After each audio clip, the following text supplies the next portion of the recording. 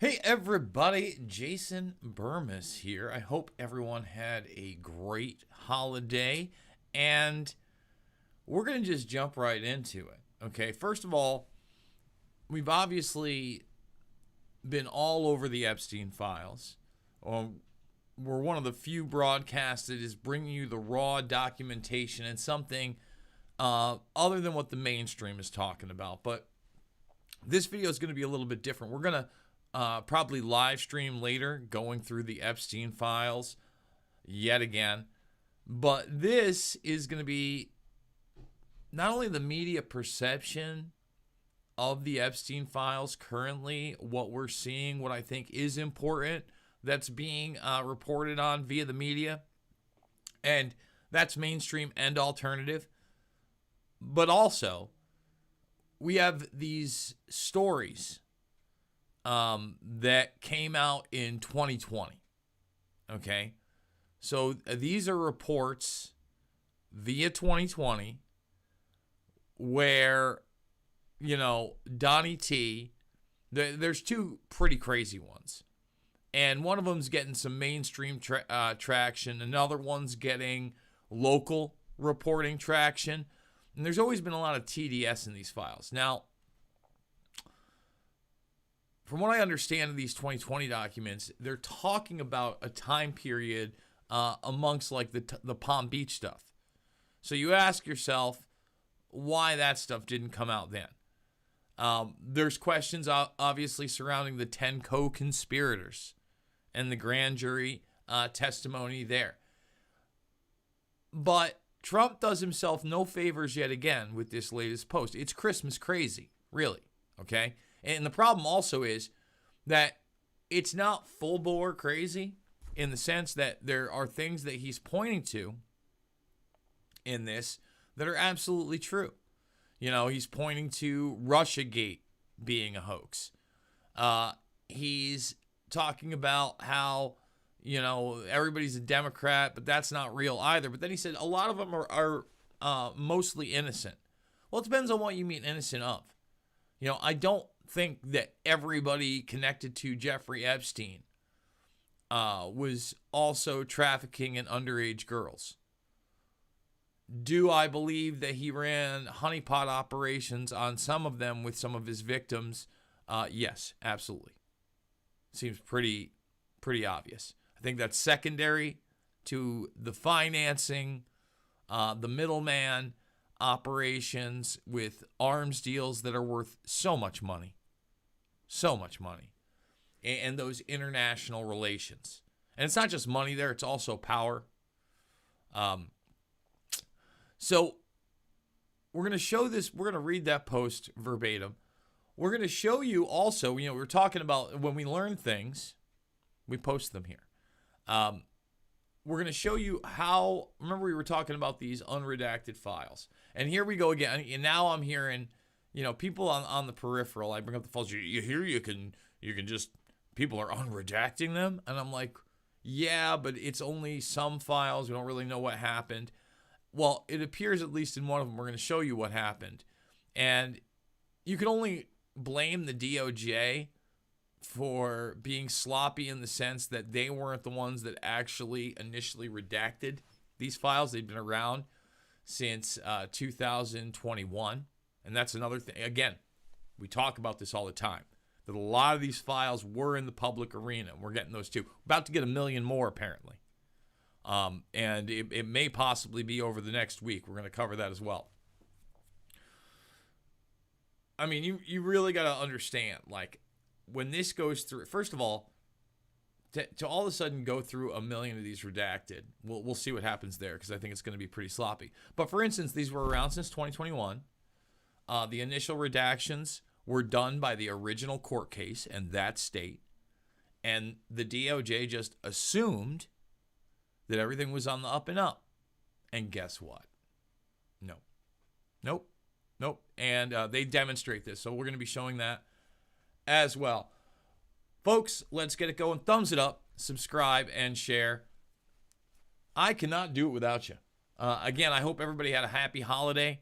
$5, $10, $15. It means the world to me. Big donations. Thank you. Phil and others. Thank you so much. There are people that really have reached out with those big ones. I'd love to get some more going in the new year. Like I said, we're going to keep it up on these file dumps as well till we go through every single possible available file before we get to that next million, I promise you. So thank you for supporting that. MarigoldResources.com, thank you. They help broker the sale of businesses, and they dot those I's, cross those T's in business. Go give them a look. River City Reader, they also support the broadcast. RCReader.com. Normally I'd be doing Deep in the Weeds today. However, Vintage Radio 1077 WQUD is off. And you can also give me a follow on X for a lot of the raw stuff. So, there's a whole Epstein library, right? You got the whole library here, but the DOJ disclosures, right? These are the big ones, okay? And these are where the big data dumps are. Here's the data sets, right? And let's see. I haven't seen. Well, I don't think that these are. I think these are from before. But maybe these are. Maybe this is new on the page as well. They're adding stuff every day, and we're only about through data set 4. We're not even through data set 4, so we're going to be doing that as well. I want to bring up Thomas Massie. Okay, before we read this Christmas rant, just quick. Merry Christmas to you, Mr. President. So I've teamed up with the radical left Democrats to expose Democrats. This 4D chess is fun. And look, again, I'm a Massey man. The fact Trump puts this thing, what we're going to read out on Christmas, is insane. Massey is measured. You know, I'm also seeing headlines, too, on the Hill. Massey's using this to raise funds. Scoop. Trump administration expects Epstein files could last another week. Well, they already failed. This was put out a few days ago. Well, I think it could last a lot more than a week. And we've already seen how many redactions there are. Now, one of the things that we have, and we've pointed this out, right? Like in the original Palm Beach case, for whatever reason, Wexner is redacted in this. But it also seems like in the original Palm Beach case, there's more photographs of this Ohio horse event. But there's some indication of him as a co-conspirator. But we know that there are others, and we haven't seen it. Not a lot out there on the Epstein passport, right? That's another huge one that we're waiting on. Ben's getting a little bit of traction with the Iran-Contra, BCCI banking, Douglas lease, and Pottinger revelations in this New York Times whitewash. And by the way, I put this out there. Wexner is big. The Wexner analysis is really Communication Priorities 2003 for the Wexner Foundation. So, again, Wexner's not just the Limited, L Brands, Victoria's Secret. No. Highly involved in international and foreign policy. Okay. Now, another thing really quickly of significance. Remember, we talked about Maria Farmer, and we talked about Maria Farmer going to the FBI and the NYPD all the way back in 1996. We now have seen that documentation, right? That's another huge revelation that we've gone over. Well, it doesn't stop there. Here, and we're going to read at least the beginning of this.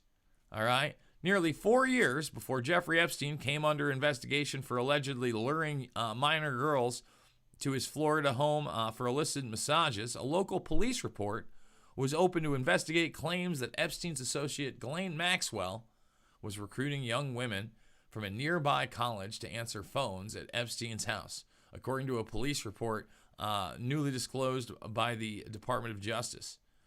They are paid $200 per day for his services. It is unclear what is occurring in the residence, reads the opening entry in the Town of Palm Beach Police Department, dated December 6th, 2001. And remember, Maria Farmers is up in NYPD and FBI. Well before FBI. So FBI's going national. This guy was protected up and down. And this also, I mean, all the files show it. Anybody that's really followed the case knows it. Ghislaine Maxwell is not an innocent person. Full stop.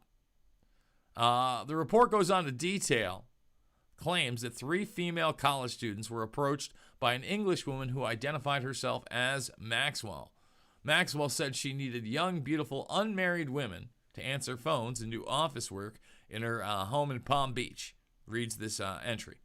The report goes on to say that one of the college women went to the house on several occasions and described the telephone calls as men call in saying when they are going to drop off particular girls. Just lovely. 3 of the college girls, as the report describes, said that Maxwell and Epstein were secretive about what was going on at the house, and that at least 2 of the girls complained about Epstein touching them inappropriately. They also related to the police that Maxwell had asked for a list of other girls who could work on short notice and explained that she needed a huge pool of girls because she did not know how many she would need at any given time. Now, again, I want to reiterate that because it also says college girls. Remember, there's the honey trap underage stuff. There's the fact that Epstein was a serial predator that preferred that age range of like early teenage girls. Okay? There's that element. But there's also the element of just currying favor with other powerful people. And that's what a lot of this is, setting them up on dates, getting them auditions here, hooking them into this society. That's part of the influence operation. Everybody's got it so cut black and white. It has to be this, it has to be this, it has to be this. It's just like with that passport from Austria.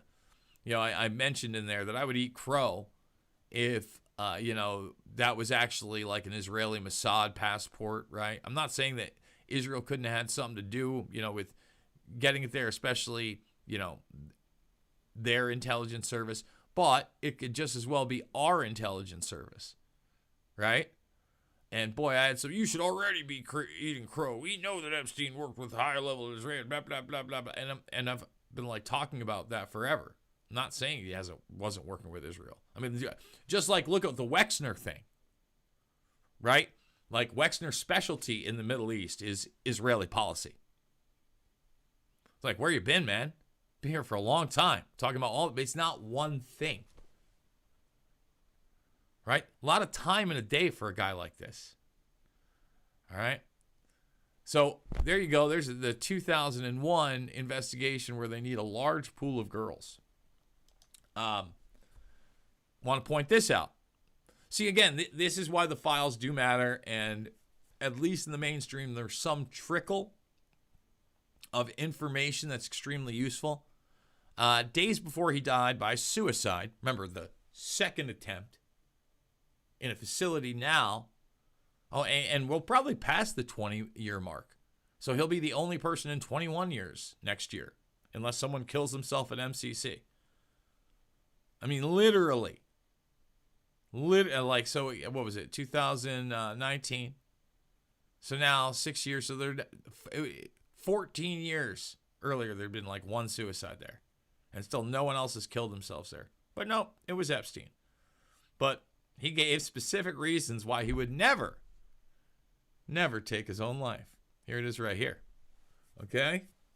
Days before Jeffrey Epstein died by suicide in 2019, the sex offender claimed he would never take his own life because he said suicide is forbidden in the Jewish faith. In the Department of Justice's latest release of files related to its Epstein investigation, prison notes from his time to the Metropolitan Correctional Center in New York City, where he was held while awaiting trial on federal sex trafficking charges, offer a closer look at his mental state. The notes, mentioned as a possible suicide attempt on July 23, 2019, Epstein told in an interview that he could not remember what happened on the day he was questioned because of his sleep apnea. During a psychological observation from July 26, 2019, it was written that Epstein does not like pain and has never attempted to harm himself. A suicide risk assessment dated,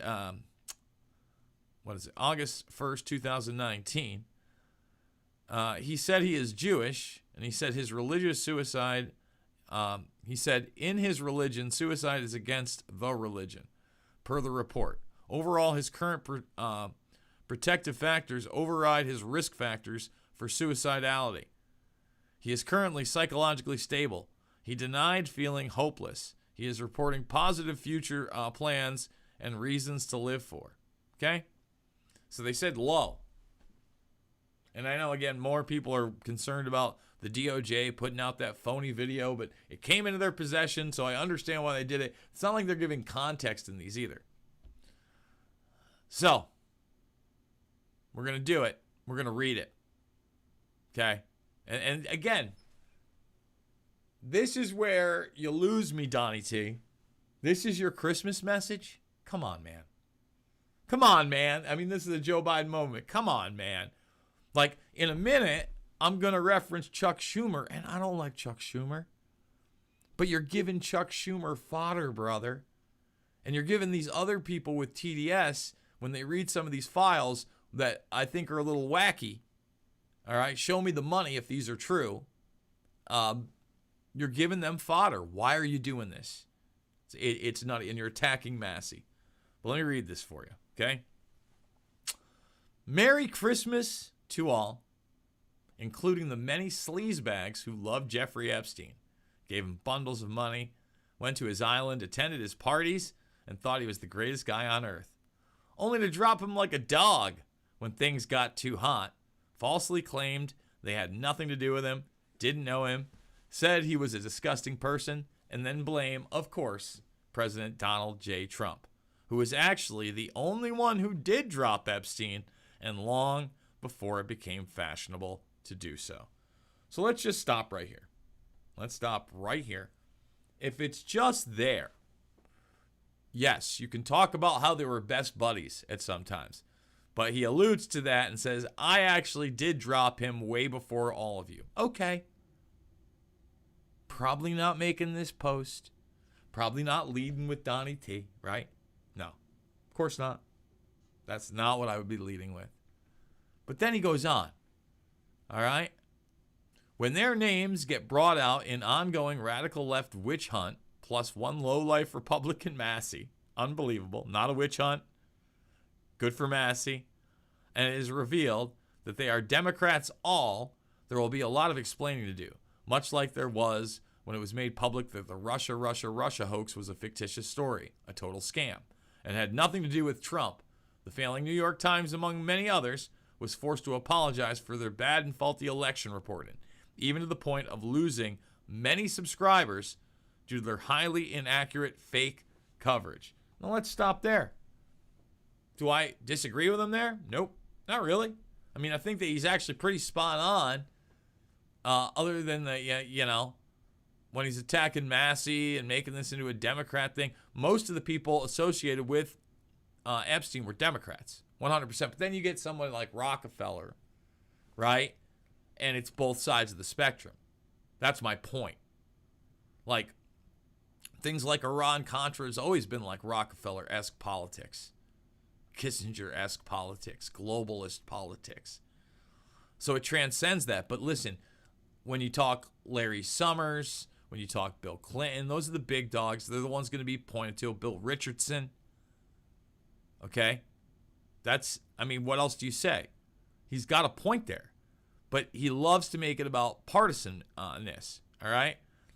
And like I said, where do you see some of these files and what I think, again, these 2020 files, that's where you're kind of talking about it being salted, okay?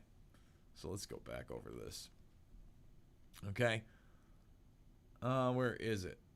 Now, the same losers are at it again, only this time so many of their friends, mostly innocent. So, again, now he's taking the side of a lot of these Democrats. They're mostly innocent. Innocent of what? How about the money laundering? How about the arms dealing? How about the transactional nature of their globalist evil, Donnie T? You're supposed to be a Christian, right? Will be badly hurt and reputationally tarnished. So even right there, guys, notice he's really transactional. But sadly, that's the way it is in the world of corrupt Democrat politics. Enjoy what you made. Maybe your last Christmas. Wait, hold on. Enjoy what may be your last Merry Christmas, President Donald J. Trump.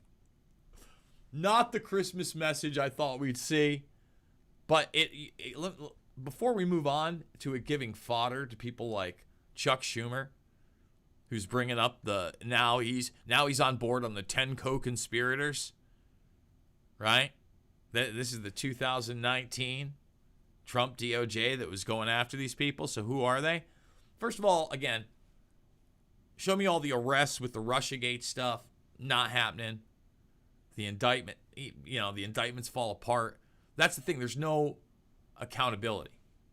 All right, even when it's real. And now you've given Chuck Schumer fodder, but at the same time, who are these other co-conspirators? Well, he'll jump on that bandwagon. Now, this one here, we're going to play this one and another one. And if you guys haven't heard this in the files, all right, here's a file that seems to be from 2020. Okay, I want to make that extremely clear. Right before the 2020, October of 2020.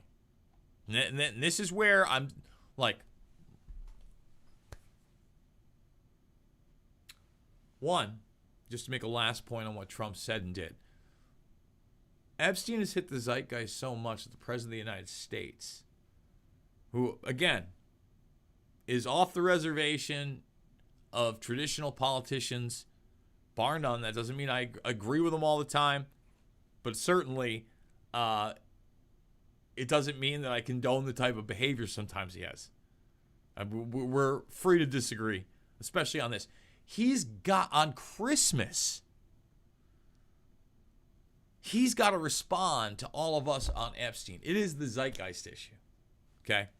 So now, again, with this whole to-do, he gives not just people credence on things that are legitimate, but now you're going to hear two things that I think are wild. So in 2020, this guy comes out, okay, and he's a limo driver. And I don't even know that he's identified. If he is identified, somebody please tag me in it. If people think that there's real credence to this story, okay, I'm listening to why. Okay, rule of suicide, newly uncovered records. This raw story support a FBI tip about Epstein and Trump. Bum, bum, bum. Now, who knows? If I see some evidence here, we'll follow this up. I'll eat crow. I've been wrong before. But in this one, essentially, the FBI gets this tip that this limo driver is with this young woman who's in the back and says that she was sexually assaulted by Donnie T and Jeffrey Epstein. All right, and he was the hero and said, hey, we should go and you should report this. And no, they'll kill me. And apparently this person was killed or died by suicide, this person had heard. And now they followed up, and someone matching that description, a 19-year-old student from Kiefer died. Now they're breaking out their jump to conclusions, Matt. So now there's this tale, basically, of an anonymous limo driver in 2020. Now, if that one's not wild enough for you, I'm going to let the KOB4 out of Albuquerque, New Mexico read the other one. So now it's just Epstein and Trump. I don't know that anybody else is mentioned in this document from 2020. And this person does allegedly die by suicide, although they're not actually named. Raw story. All right. So here's the next one, guys. And this one's going mega viral. Cloudy and breezy as well for areas in the north and eastern side. And it's going to... Oh, my goodness. Of course. You see what happens, guys? Sometimes you got to hit the restart. You know what I need everybody to do? We need everybody to thumbs it up. Subscribe and share before we get to these last two parts of the story. And again, it's because of stuff like that. Not that we'll ever fix that, consider donating. The Buy Me a Coffees, thank you so much. Again, Michael and others that have recently contributed. I couldn't do it without you. Let's hit this now. You ready? You ready for this one? This one's, yeah. All right, we got new information about the release of some of the Epstein files. We have learned a woman in New Mexico made serious allegations. A released FBI intake form, that's what you're seeing here, shows a Los Lunas woman. Now, let me stop it. I'm going to stop it right there before we report it. Also in 2020. Listen, I know there's going to be some people going, Bermas is covering up for Trump. He's holding water for Trump. We've actually played the Katie Johnston video. You know, the one allegation that made mainstream, and this person went on camera for like 45 minutes and gave the descriptions and said they dropped the charges. I never saw any other follow-ups with that. I think Johnson said that they were 16 years old when it occurred. Now, once again, maybe that's real. There was never more evidence than that, and I could, and not even if I could read their face, like I'm not that great. I mean, none of us are the judge of character. We go, they're lying, or they're telling the truth for sure, or maybe it's somewhere in the middle, right? Couldn't even see that because it was blurred out. So again, this one, here we go. Get ready to get wild, everybody. This is filed in 2020. Claims she was sex trafficked as a pregnant 13-year-old by her uncle and Jeffrey Epstein. She claims her newborn daughter was killed and disposed of in Lake Michigan. Donald Trump is listed as a witness. Now, the Department of Justice said some of the documents they have released contain untrue or sensationalist claims. The DOJ said some of those documents are untrue regarding claims made against President Trump that were submitted to the FBI right before the 2020 election. Worth noting, this FBI intake form from the Los Lunas woman was dated August 3rd, 2020. Now, for me, again, I'd have to see more. Now, do I think Trump should have addressed these specific things on Christmas? No, but I don't think he should have addressed Epstein on Christmas, right? He can start talking about maybe the salting of the files via 2020 then. But who knows?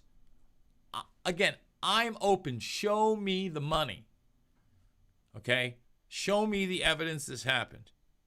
That's what I need. And I'm not trying to distrust victims, but I've never been a believe all women or believe all men guy, and I don't think that we should be.